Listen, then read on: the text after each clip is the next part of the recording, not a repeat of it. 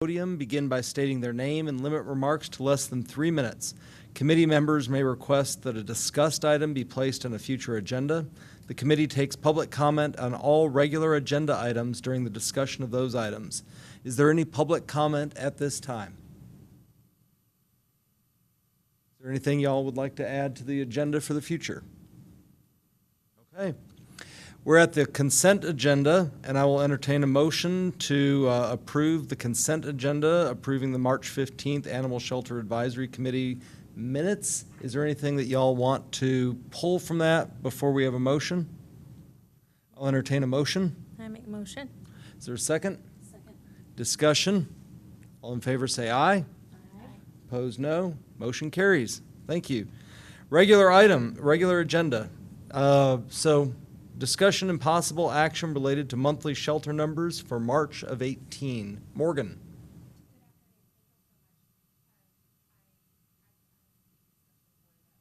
April meeting just for lack of agenda items. So I did want to take this opportunity to go ahead and go over our activity for March. Again, zero adoptable pets were euthanized. That's 24 months in a row. So March 2018 marks our second anniversary of adopting the No Kill Initiative. We did have 15 citizens using the microchip clinic, which is a little down from prior months, but still within normal.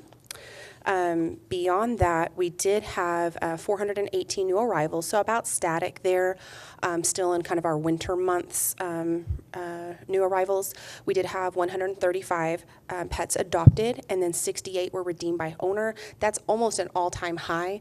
As low as it may seem on paper, that is quite a bit more than we had in prior months. We do usually hover around the 55 to 60 mark, so we are seeing an increase in animals being redeemed after a bite quarantine, microchipping, working and contacting folks and having them come back and get their pet, as well as the local lost and found site, helpmegetHome.com. So we are using all of those resources to go ahead and reach out to owners and connect with folks to get their pet back.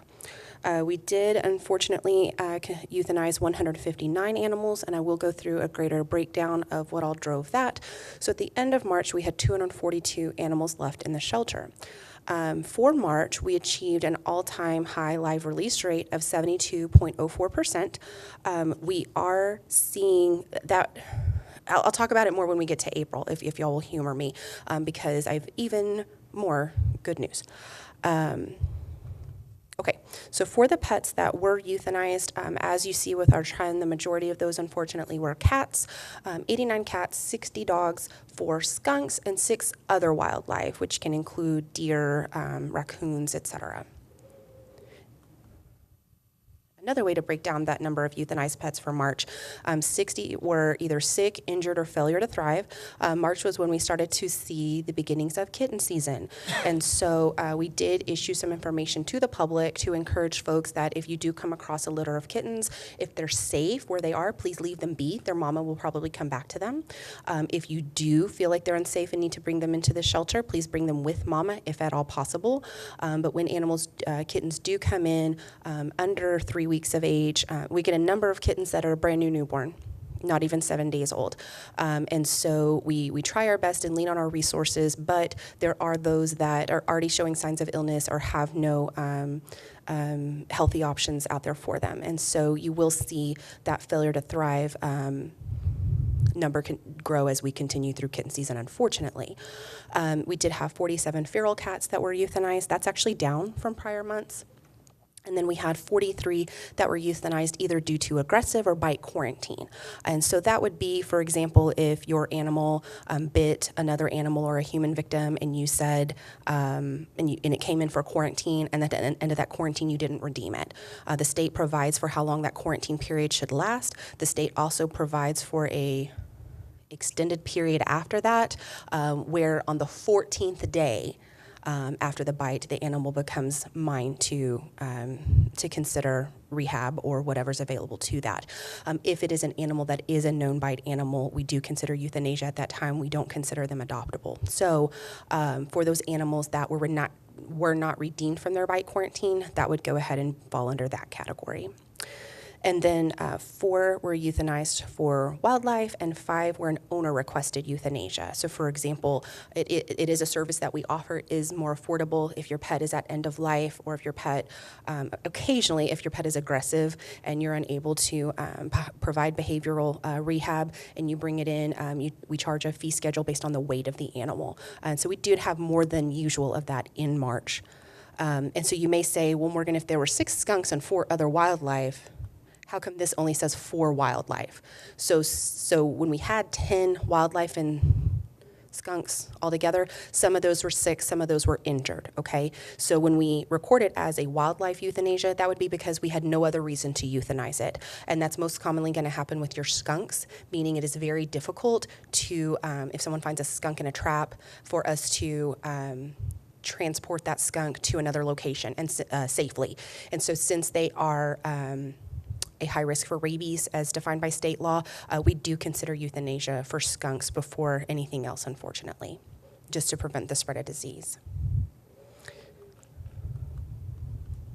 Okay, so that is it for March. No action needed, just any discussion y'all have. I'm happy to answer any questions.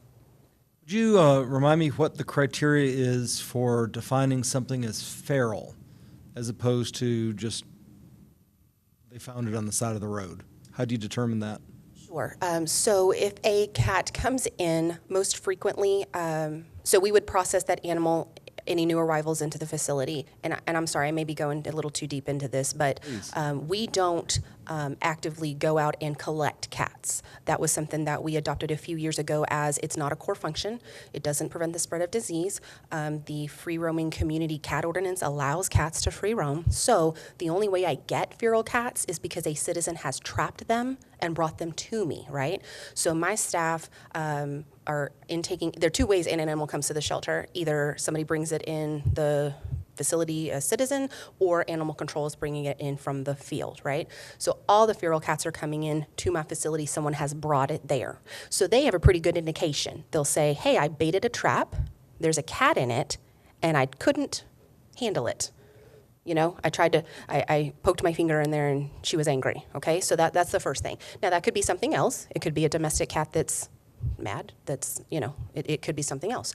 So we go ahead and take that cat in the trap into our new arrival station. Okay, so we will take that cat and place it in a kennel in the garage. Now my staff will glove up with welding gloves, leather welding gloves for safety, and they will reach in there. And if the cat is kind of like, I don't know you, but I'm gonna let you scratch. So it's a temperament test, it's a behavioral test. And so if the cat immediately is spitting and fighting and biting, we'll note on there, possibly feral. Okay, so then we'll place the cat in a kennel in the new arrival section, and then we will give the cat some time to calm down, because it's, especially during kitten season, we're seeing pregnant mothers come in and they're just behaving aggressively because they're uncomfortable, because they're displaced because of a number of things. And so we give those cats time to calm down. Within 24 hours, they will have a second assessment where my staff will come back and say, well, let's see if we can, we'll have a calm atmosphere. We will try to approach them. Again, we're gloved up. We'll try to approach them. If they come to the front of the cage, that's a pretty good indication it's a domesticated cat, right? If they hover in the back and flatten their ears and don't make eye contact, that is some of the things we look at to see if the animal has not been socialized. We try to handle the animal, and if in the event that the temperament test fails, we always get a second opinion on anything that we consider for euthanasia.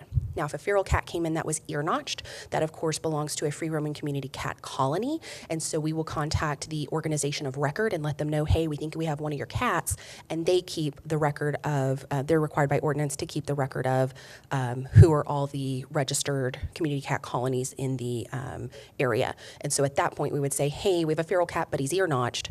And they'll come, identify it, retrieve it in that way. Okay? Are there any questions? Is there any public comment? Okay, thank you. For April, Morgan. So, drum roll please. As I mentioned, we'll just get right to the point, right? Our live release rate was 73.68%. And that is with kitten season, with the failure to thrive, with the increased, bite investigations, all of that. So when we got to April, I like to report the facts, but I also want y'all to know what's going on at the shelter. There are some months, when I came to y'all for December's numbers, I was like, December felt good. It felt like intake was real down. We were able to invest a lot more in cleaning the facility, attention to the animals, enrichment, medical, health, all of these things, right? And so when I ran December numbers, I felt really strong about it. I was like, they are going to have a good December to be able to see. For April, it was hectic. It was frantic. But when we sat down and ran the numbers at the end of the month, we were strong. All of our efforts are paying off. A lot of it is this, y'all. We had 185 adoptions or rescue transferred, and it was almost 50-50, the number of rescue transfers and the number of adoptions. So that's high for us, and that was... that's really what saved us. You saw our intake was a little up, actually, at 436. Only 55 animals were redeemed by owner. And then about static from last month, 156 were euthanized. So to have a 73.68% live release rate tells me that our investment is paying off. The resources, the relationships we've built, the contracts we have, the staff we have, all the things we're doing are working. Of course, we are aiming to get to a 90% live release rate. That's a commonly accepted metric for no kill, and we are moving mountains getting there. I will also say this, for the last 6 months, we've averaged about a 70% live release rate. I am prepared for the summer to be harder on us. And so we'll see what the entire year looks like, with our easiest months being the winter and our hardest months being the summer. But right in the middle of kitten season, having that high of a live release rate, I really just have to brag on our staff, our partners, the investments that we've made that are really making that happen. Okay, and similarly to last month, as I mentioned, 156 animals were euthanized, dramatically up from last month at 98 cats, 44 dogs, and 9 skunks, and 5 other wildlife. Another way to break that down, you saw 74 were either sick, injured, or failure to thrive. 35 were feral or not sick at all, and not claimed by a cat colony. 32 were aggressive or bite quarantine. 10 were wildlife, and 5 were owner requested. So we're kind of staying static there on owner requested. We go months without having any, and then the last 2 months we've had 5 each month. So not a big deal there, but it is a service we're happy to continue offering. And that's all for April. Thank you. Are there any questions? Any public comment? Thank you. I'd like to Yes. have my comment to make. Just so everyone knows, we are kind of at a critical point. May is always one of our worst months for adoptions. We're ending the school year. There's graduation. The whole community is just active. And so adoptions for the month of may be down a little bit. And this is not something that's uncommon for rescue. Other communities have experienced the same types of things. So we're expecting, instead of 2 transports this month, only 1 transport. So I wanted to tell you guys about a couple of things that we've got going on so you can help us spread the word just real quickly. We have an adoption event tomorrow. We have an adoption event on Saturday. And we are desperately seeking fosters for infants so that we can keep this no-kill initiative alive and growing. So that being said, we have a Mommy and Me program that we have launched. If anyone in the community has an unplanned pregnancy in their pet, if they will keep their pet and the litter together until the litter is weaned and healthy, then we can place those litters for adoption, and we will get the mother fixed for free.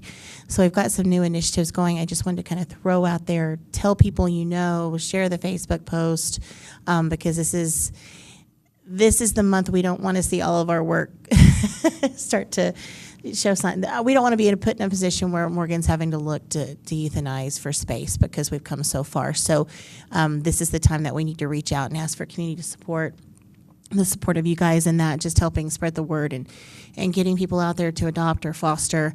And if we can get through the end of May, then June historically has always kind of picked up, because people are home for the summer and have some time. But it's just one of those, we've got a lot of reproduction going on in the community and not a lot of adoption. So it creates that danger zone for us. So just keep that in mind. Thank you very much. Okay. Item 4C, discussion and possible action on animal control procedure for positive rabies specimens.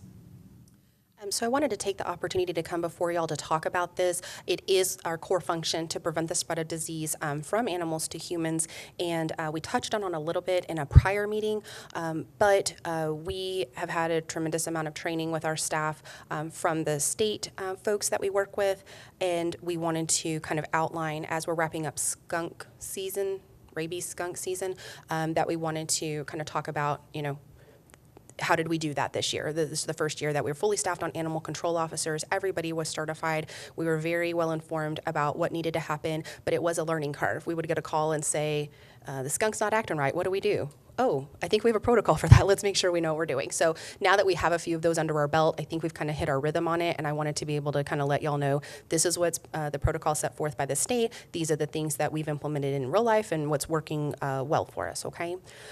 So I just wanted to back up a little bit and just talk about what animals are tested, because there are a number of times where I talk about animals coming into a bite quarantine situation. We're not testing those animals. They're under observation. They're someone's pet. That's what's going on there.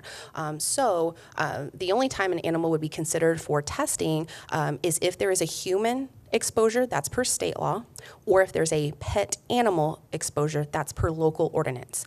So if my dog bites Sandra's cat, that would initiate a time for a quarantine period. If a stray dog bites Sandra's cat, the state recommends testing at that time.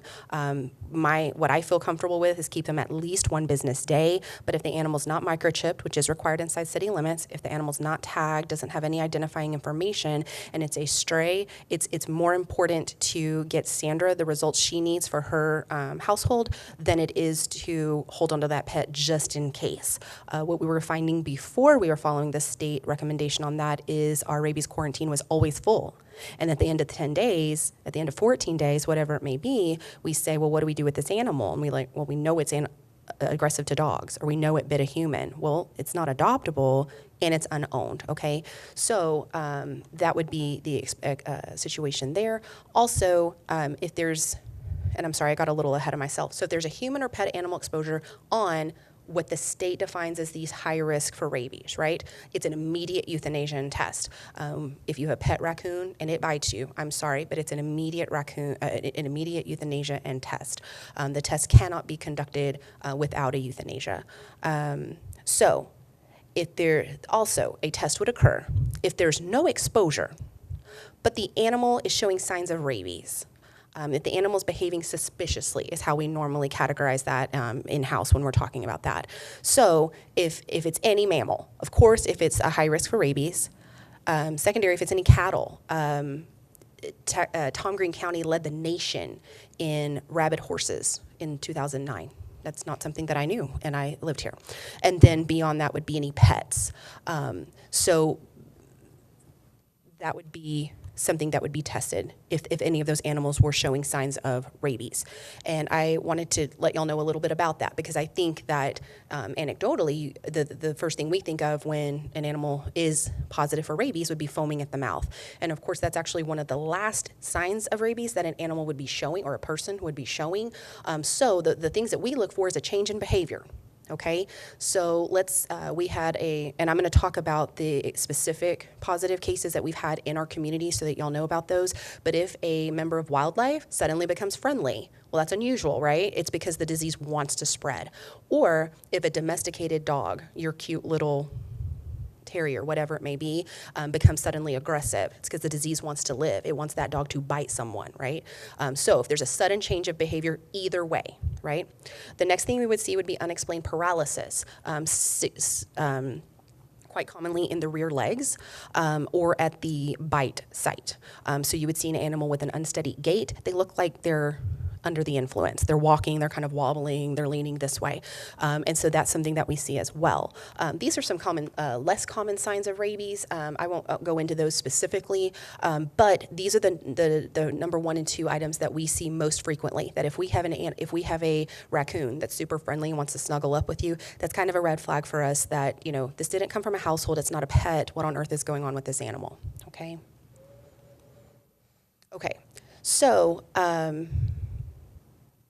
how are animals tested? If they're under a quarantine period, in my facility or elsewhere, there's a number of ways that you can quarantine, and they start showing signs of rabies. So let's say my dog bit Sanders' cat, and then he starts to have a change in behavior. He starts to have paralysis in his rear legs. Then we would say, I'm sorry, pet owner, we would recommend a euthanasia at this time because your pet is behaving suspiciously. He's showing clinical signs of rabies. At that time, we would loop in our contracted veterinarian to weigh in on that. That's something, of course, we would take very seriously.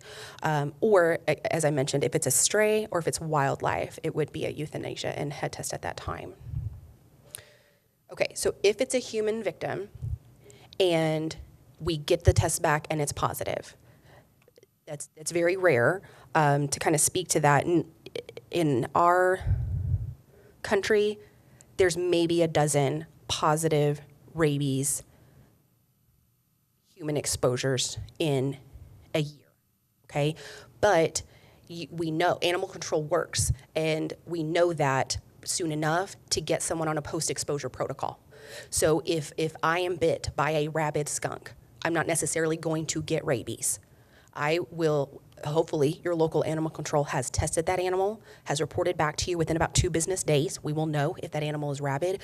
The incubation time, of course, for rabies is such that if you notify us the day you're bit and we test that day and we know within 2 business days, you can start the rabies post-exposure protocol and never contract rabies, right? So when I say that there are a dozen human rabies exposures in a calendar year in the United States, that's what I'm describing. I don't know the last time we had a death from rabies in America, but it's very important because in excess of 100,000 humans die from rabies worldwide. So you see that in your undeveloped countries, in your areas where there's not animal control. And so it is still very important to continue this, even though we see it so seldomly, right? One thing we have to, a lot of times folks will ask, they had a skunk wander in their home, they had a bat in their bed, and they're like, what do I do? And we always say, you need to call your doctor. We will handle it from this end. We will do the animal control side of it. We will test. We will get back to you, but please get in touch with your doctor. It's not uncommon that folks, quite rightly so, take this very seriously, and they're like, well, I want to start the post-exposure now. I don't want to wait for your test. And of course, we say refer to your physician. It's something that we'll work closely with your physician on how to handle. And just to be super legal, the law does not require the human victims to comply and do the post-exposure vaccine. That's your option. But that is completely under the medical side, something that we don't police, right? If we find out that someone has been exposed, do we contact the CDC or the public health department locally? Yes, through our state, I would, of course, contact Sandra in her role as health director, and I would through the Department of State Health Services. So every time we have a positive specimen in our community, the state calls me. Not only have I sent this specimen to the state lab to be tested, our local region will call me and talk about, okay, let's be really clear. And they'll go through my investigation with me. They'll say, did you do this? Are you sure there wasn't a human exposure? Are you this? Are you that? And they're reporting to the federal level at that point. So it's that chain of command thing as we continue to go up the hierarchy of those jurisdictions. But yes, that is how it's reported.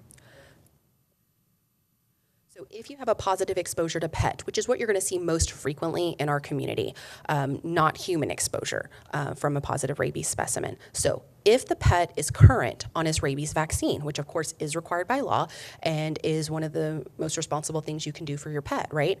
So you would immediately receive a rabies vaccine booster. So Sandra's cat, sorry, Sandra, I keep picking on you. Sandra's cat is current on her rabies vaccine. We have a known exposure to a rabid skunk. Sandra would immediately take her cat to the veterinarian to get a rabies booster, okay? Then you would have home isolation for 45 days. That means that he has to be removed from other pets. He can't free roam around the community. He would have to be on a leash if it were a dog. I guess if a cat, you just put him in isolation in your home. You would limit exposure to humans. So if you have children in your home, you would not want them handling this pet. And you would want to wear gloves when feeding, watering, and any way handling the animal. So that's 45 days in your home isolation. So what commonly happens is the animal comes to my facility or a veterinarian's office for the 10 days home quarantine. This would be an additional 35 days beyond that for a total of 45 days of observation, okay? And when we do that, I think I included it in your background that we give pet owners a quick reference list that if your animal starts doing these things, call us immediately, day or night. Okay. Okay. Let's say there's a positive exposure to your pet. My dog is bit by a rabid skunk, and my dog's not current on rabies. Okay. At that point, it's a bigger deal. You immediately receive the rabies vaccine series of 3 shots, okay? So it'll happen at a protocol set forth by your veterinarian. On this day, you get a rabies vaccine. On this day, a booster, and on this day, a booster, okay? Then you have home isolation for 90 days. So it's beyond the normal amount. And the same things, remove from other pets, limit exposure to humans, wear gloves when feeding, watering, or handling. Unfortunately, when it reaches this level, well, we've never had this, so I really probably couldn't speak to it personally, but this is something that our state veterinarian that we work with, Dr. Waldrop, he did a study in his many years of this experience, and he said if an adult pet has had at least 2 vaccines in its lifetime, even if it's expired, if it's had at least 2 vaccines in its lifetime, very unlikely to contract rabies. Although it is required by law to have your rabies current, that does give us some peace of mind so when my staff says, hey, is your animal current on rabies vaccine? And they say, no, it expired last month, we actually ask for a complete vaccination history. Because if we can show, oh, that animal was rabies vaccinated at 4 months old and at 2 years old, we can say, well, that makes me relax a little bit, right? And so it's not just, is your animal current on rabies vaccine? Expect us to ask for the whole protocol and or the whole history of vaccinations. And so it's not uncommon that folks go to this veterinarian for that, and then after a few years they go to a different veterinarian, and we're shopping, going to each veterinarian saying, please print me out the vaccination history for each of these pets, because it's that important to have it on file, okay?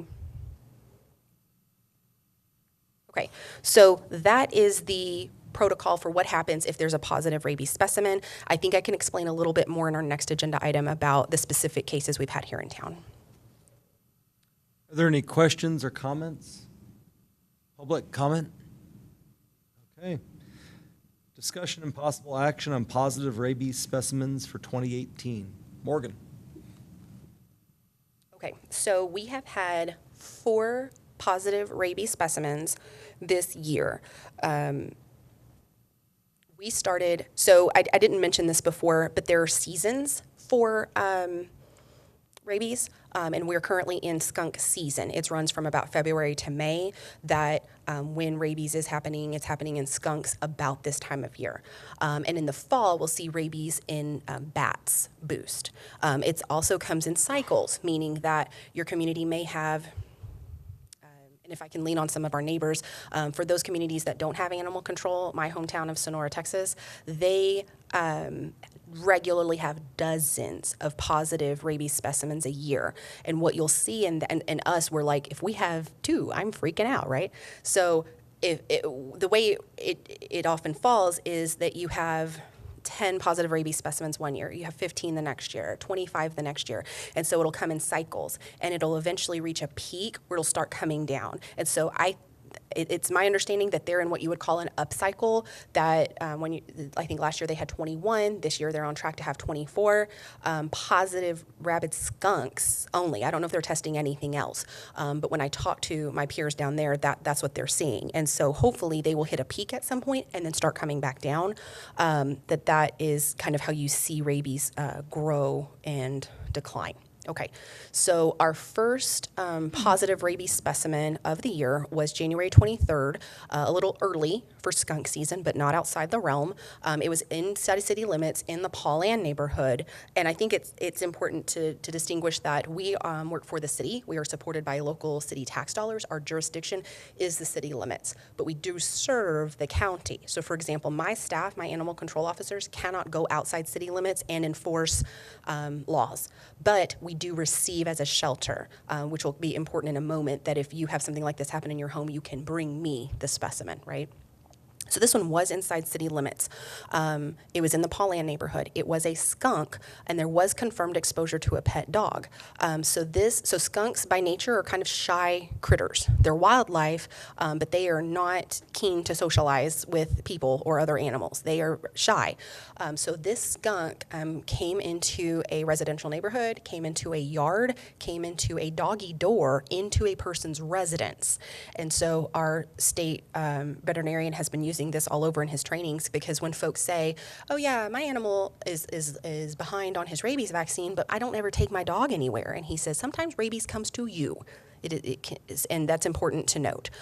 So this skunk came into the doggy door. This household had a setup where the dog kind of had a sunroom or a den that was a tiled space that was just a dog room. And so there's like a gate up where the dog stays in that room. So the skunk came in, the dog was there, the dog attacked and killed the skunk. The skunk did not have puncture wounds, but it can still be conveyed through saliva if it's at that stage of the disease. So we went ahead and took the specimen in, tested it. We had the animal in quarantine. Just a few days into the quarantine, we called the the homeowners, and said, you do have a positive exposure. And at that point, we of course had already gathered the pet's rabies vaccination history. The pet was 2 years old, had been vaccinated every year like clockwork, was current. They did go ahead and continue the 45-day home isolation to no further issues. The pet never contracted rabies. That was a hognose skunk, which is unusual for us. We most frequently have striped skunks, and it was carrying the South Central skunk strain of rabies, which is the most common in Texas. And you can have like a raccoon can have a South Central skunk rabies if it was bitten by a skunk. And so this was a hognose skunk that at some point had been bitten by a striped skunk, is the science behind that. And there are up to 1,000 positive animal exposures to rabies in Texas every year. And so this is pretty common, but our first rodeo, so to speak, for that, for a skunk to come into a home. But luckily these pet owners had been very responsible, and this pet has no further ill effects from the incident. For the next specimen, this one was also inside city limits about a month later on February 27th. This was near Goodfellow Air Force Base, near the north entrance, and it was a skunk. So in this case, there was no human exposure, no animal exposure. We had done some media with our public information office after this one happened, and we said, what a happy ending that this pet was current on vaccines. Please, if you haven't done so already, get your pets current on rabies vaccine. Also, if you notice these things, call us. So this family did. They said, hey, there is a skunk laying in my front yard, and he is just laying there, and he won't get up and move around or walk or anything. And so we get there. He's displaying paralysis in his hind limbs, and so we did euthanize him and test him, and he was positive for rabies. But at that point, that was the end of the story, right? Because people, the homeowners followed the rules. They didn't handle the skunk. They didn't pet the skunk. They didn't try to bring us the skunk. They said, whoa, hands off, call animal control, and we did. We came in and we handled that, okay? So that was also, if we have to have a positive rabies specimen, that's a good story to have, right? Okay, these next two are very similar. These are outside city limits, so they are out in the county. This one happened, again, about a month later, March 21st, in Wall, Texas, where a skunk wandered into a yard and a dog killed it. And so the property owner, knew what to do and said, hey, I've got this skunk, can you test it? They gloved up. They retrieved the skunk. They brought it to us, bagged it up. We tested it that day. We notified, in both instances, and perhaps this is quite frequent, they were like, oh yeah, we know exactly what to do. Our animals are current on rabies. We never let it lapse. We know all of the things. Okay. So we tested the skunk. The skunk came back positive. We notified the homeowner. They're like, oh yeah, 45 days home isolation. I know all about it, right? And so they did that. In that case, since I'm not the local rabies control for the county, county, only for city limits. This state stepped in and said, this is what you need to do. You need to follow home isolation. You need to follow the rules that were in your background about, wearing gloves, all of those things. And they handled it from that point, and then no further ill effects from that pet. And then same thing here. This one happened April 19th, and this was kind of due east of our in-city limits one, where the skunk was just laying there with rabies. So this is not far, but just outside city limits. Same exact thing. Skunk wandered into a dog's yard. Dog killed it. Dog was current on rabies vaccine, had 45 days home isolation, and should be wrapping up that time period any day now. But the state instructed them on how to proceed and what to handle there.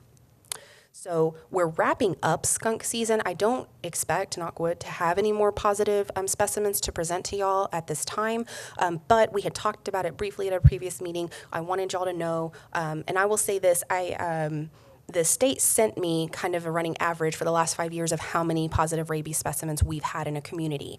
And so, I forgot to mention, one other thing that we do when there's a positive rabies specimen inside town is we print literature and go door to door for like a 3-block radius of that area. And so we'll identify about 100 homes and we'll say, you did have a positive rabies specimen in your community. If you have pets, be sure they're rabies vaccinated. If you see these things, please call us. And so the state said, you can do that, but rabies is always all the time. And we said, well, we feel comfortable doing that. We just want to be, super vigilant and make sure that folks know what's going on. And so we did go forward and go ahead and do that. So when they sent me the history for what we've had in our city limits, 5 years ago, we had no positive rabies specimens. For the last 4 years, we've had 1 to 2. So part of it is we're fully staffed, for the first time in a long time. We were for a moment. We have a vacancy now. But also, all our staff is certified. They're well informed about what to look for. And so when we say that there's an increase from prior years to this year with 4 positive rabies specimens so far, would I say that we're on an upcycle? I couldn't necessarily say that. Some of it is just that we're better equipped to look for these things. Was there rabies in our community before and we didn't know it? It's entirely possible. But because we have made these improvements in daily practices, we're seeing more of it. So I don't think it's unusual for a community of our size, especially with, we are an incorporated city, but we have a lot of rural areas inside city limits, and we're surrounded by a lot of rural areas, right? So I think to have 4 positive rabies specimens is nothing to write home about. When we got our first one, I called the state and said, I have my list, what do I do? And they were like, calm down, it's no big deal. And so it is a big deal to me, but they take it as a matter of course. This is very common for them. So that's what I wanted to present to y'all today. Thank you very much. Are there any comments, questions, any action that you would like to take? Okay. Any comment from the public? Okay. Thank you very much. Do we have any follow-up or administrative issues we need to touch on? Okay. Then we are adjourned. Can we get that in a motion, please? Okay. Could I have a motion to adjourn? Motion, we adjourn. I second. It's a non-debatable motion, so all in favor say aye. Aye. Opposed, no. Motion carries. Thank you very much. Thank y'all.